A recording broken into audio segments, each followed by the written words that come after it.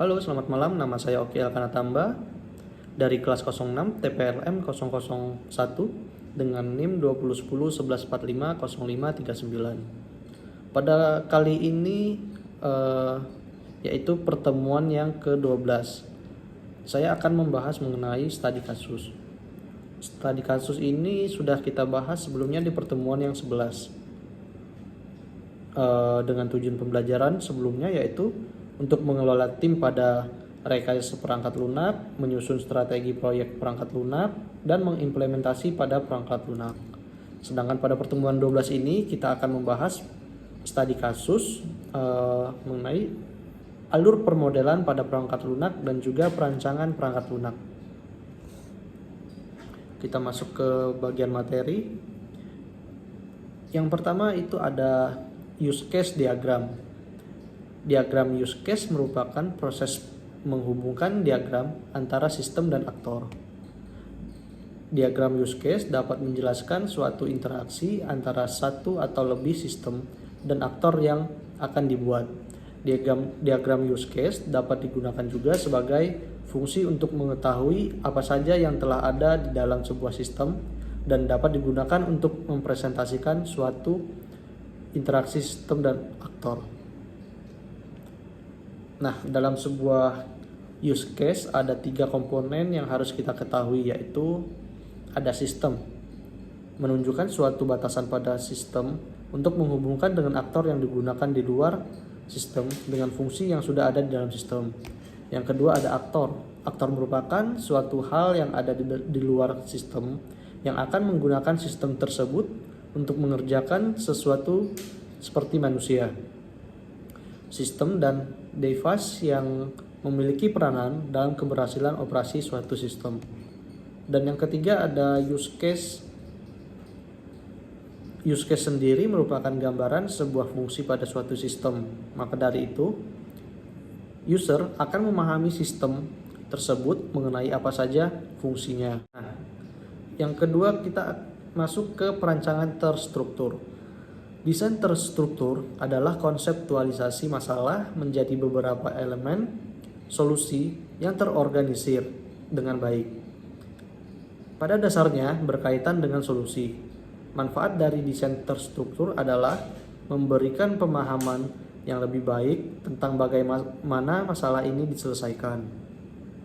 Nah, di dalam desain terstruktur yang baik selalu mengikuti beberapa aturan untuk komunikasi di antara banyak modul. Di antaranya ada kohesi. Kohesi adalah keberadaan kohesi diperlukan untuk menentukan seberapa dekat dengan elemen-elemen suatu modul yang terkait. Kohesi suatu modul menunjukkan betapa terikat eratnya elemen-elemen internal modul satu sama yang lainnya. Nah, biasanya semakin besar kohesi masing-masing modul dalam sistem, semakin rendah kopling antar modul. Ada beberapa tingkatan kohesi. Yang pertama ada coincidental, yaitu terjadi jika program yang ada di modul dengan memotongnya menjadi beberapa bagian dan membuat modul yang berbeda. Kedua ada logical, dan kemudian ketiga ada temporal, keempat prosedural, kelima komunikasional, dan keenam ada sekuensial, dan ketujuh ada fungsional. Nah, kita masuk ke B, yaitu kopling. Dua modul dianggap independen jika satu dapat berfungsi sepenuhnya tanpa kehadiran yang lain. Jelas, jika dua modul independen, mereka dapat dipecahkan dan dimodifikasi secara terpisah. Namun, semua modul dalam suatu sistem tidak dapat independen satu sama lain.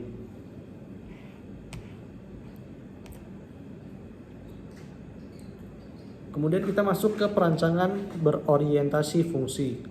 Dalam desain berorientasi fungsi, sistem ini terdiri dari banyak subsistem yang lebih kecil yang dikenal sebagai fungsi. Fungsi-fungsi ini mampu melakukan tugas penting dalam sistem. Sistem dianggap sebagai kombinasi dari semua fungsi. Desain berorientasi fungsi mewarisi beberapa bagian dari desain. terstruktur di mana adanya aktivitas, membagi, dan menyelesaikan metodologi yang digunakan. Nah, ada beberapa proses perancangan berorientasi fungsi.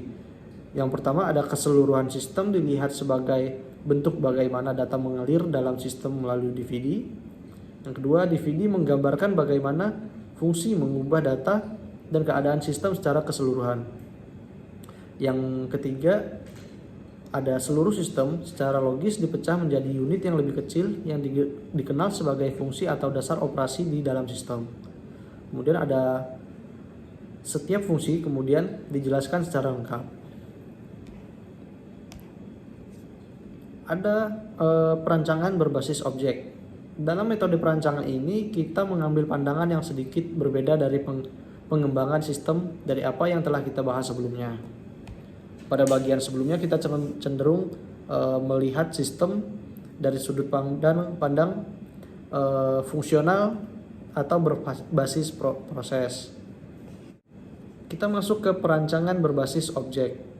Dalam metode perancangan ini kita mengambil pandangan yang sedikit berbeda dari pengembangan sistem dari apa yang telah kita bahas sebelumnya.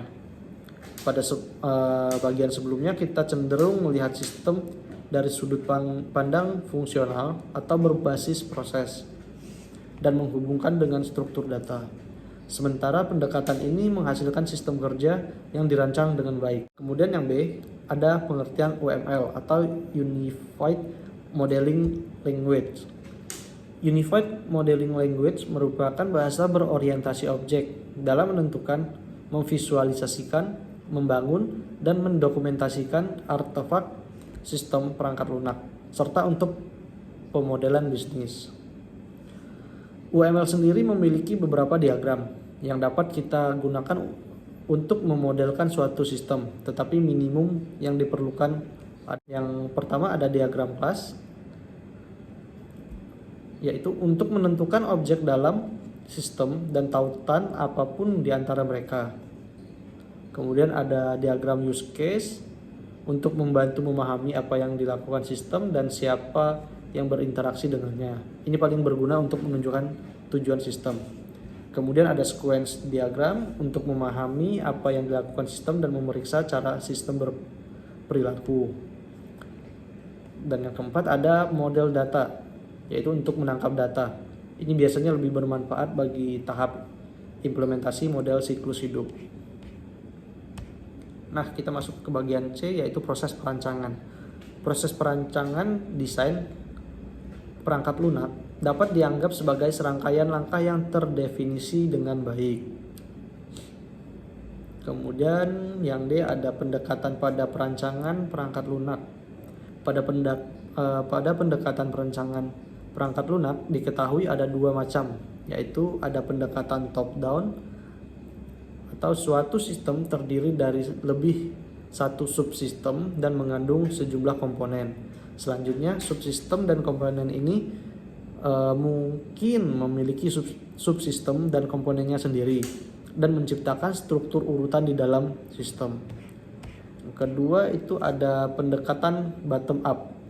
Model desain bottom up ini dimulai dengan komponen yang paling spesifik dan mendasar, menyusun tingkat komponen yang lebih tinggi dengan menggunakan komponen tingkat dasar atau yang rendah. Sistem terus menciptakan komponen yang lebih tinggi sampai sistem yang diinginkan tidak berevolusi sebagai satu komponen tunggal. Dengan masing-masing tingkat yang lebih tinggi, jumlah abstraksi meningkat. Baiklah, sampai di sini untuk pertemuan yang ke-12. Kiranya ada kurang dan lebih, saya mohon maaf. Dan saya ucapkan terima kasih, selamat malam dan sampai jumpa.